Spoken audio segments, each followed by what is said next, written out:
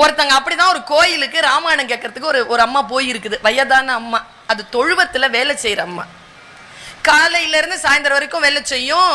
தெரியல, அன்னைக்கு சாயந்தரம் 4 மணிக்கு கிளம்பிருது. 10 நாளா. 3ஆவது நாளே பிடிச்சிட்டாரு முதலாளி. இங்க வா, என்ன கோயிலுக்கு போற? அங்க ராமாயணம் சொல்றாங்க, கேட்க போறேன். அப்படியா? அங்கதான் போறியா? அங்கதான் போறேன். சரி, என்ன சொல்றாரு கொஞ்சம் சொல்லு.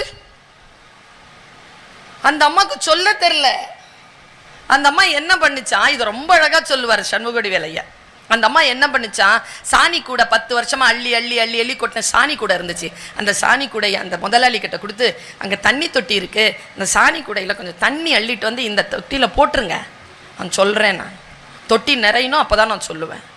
3 நாள் கேட்டதையும் சொல்லி 3 நாள் கேட்டதையும் சொல்கிறேன். நேராக போய் எடுத்துட்டு வந்து போட்டிருக்கிறாரு. 2 அள்ளு தான் வந்துச்சு. 3ஆவது அள்ளில் தண்ணி வழிய ஆரம்பிச்சிச்சு. 4ஆவது அள்ளில் தண்ணி நிற்கலை. என்னம்மா தண்ணி நிற்கலம்மா, கொட்ட முடியலன்ன உடனே அந்த அம்மா சொல்லிச்சான், என் மனசும் இந்த சாணி கூட மாதிரி தான் இருந்துச்சு.